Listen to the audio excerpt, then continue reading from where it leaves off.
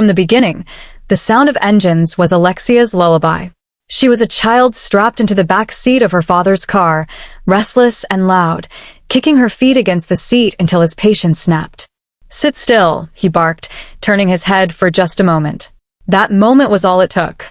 The tires screamed, the car swerved, metal collided with concrete, and silence fell heavy.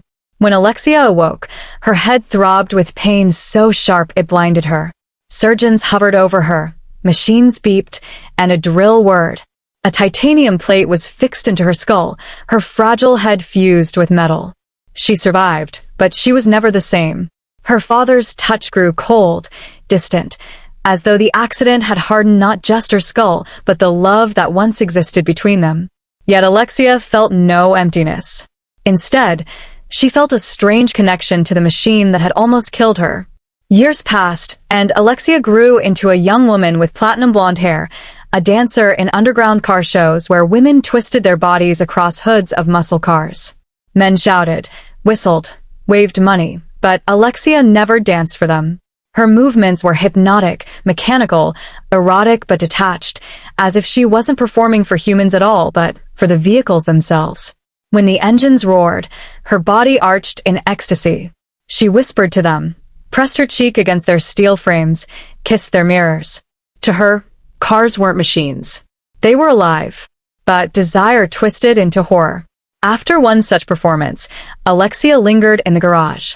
The crowd dispersed, leaving her alone with a rumbling beast of chrome she had just danced upon. The car's headlights flickered as though acknowledging her. She slid inside, closing the door. The engine came alive, vibrating beneath her.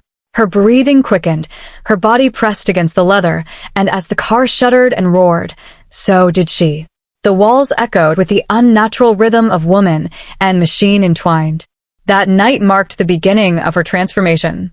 Soon after, her stomach began to swell, not with the softness of human pregnancy, but with the hardness of metal. Her breasts leaked not milk but oil, dark streaks staining her skin. At first she denied it, wrapping herself in tight tape, binding her body, but the truth grew too sharp to contain. Her skin split along her ribs, faint lines of silver gleaming beneath the flesh. The machine within her was alive. But Alexia was no innocent vessel. She was also a predator. When men approached her, when they reached for what they thought was theirs, she answered with violence. A hairpin stabbed into an ear, a body strangled with cold precision, a skull smashed against the sink. She killed without hesitation, her murders quick and brutal, her expression calm as she washed the blood from her hands. Bodies piled, whispers spread, and soon her face was on wanted posters, her name on the tongues of police. Fleeing her crimes and her monstrous secret, Alexia stumbled upon a strange salvation. She heard of a missing boy, Adrian, who had vanished 10 years before. She shaved her head, flattened her chest with tape, and broke her nose against a sink until blood poured down her face. She bound herself in bandages, a creature reborn, and when she presented herself to the police, they believed she was Adrian returned.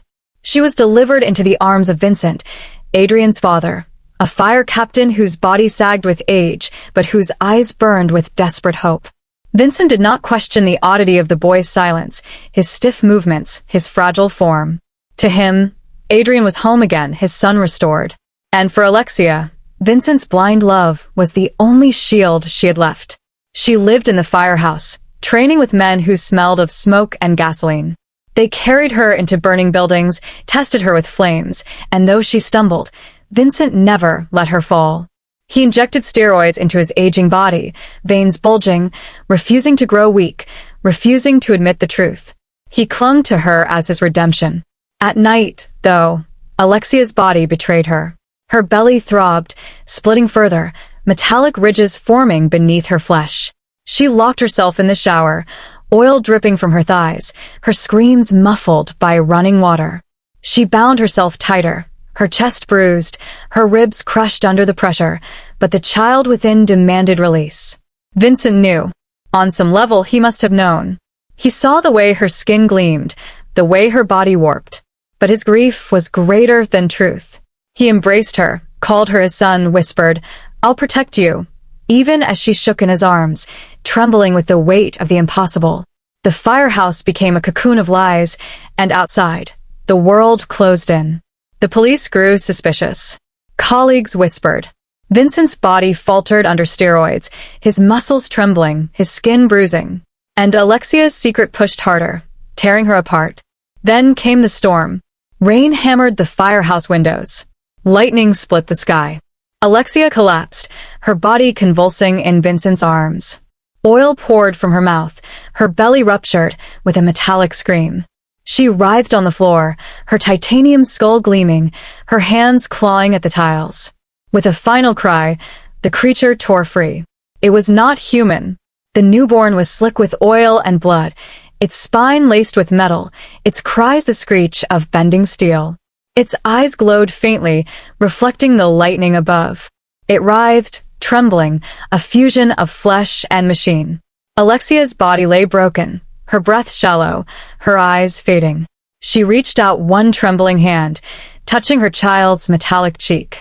For the first time in her life, her face softened. For the first time, she looked not like a killer, not like a monster, but like a mother. Vincent lifted the creature in his arms. His tears mixed with oil as he cradled it. He looked at Alexia, whispering, "He's beautiful." Her lips curved into the faintest smile. Her body fell still. The storm raged outside, thunder crashing, rain pouring, and within the firehouse, Vincent held the unholy child against his chest. A father, once again. The world beyond those walls would never understand. The world was not ready for what had been born. But inside that firehouse, in the arms of a grieving man, the monstrous child was loved.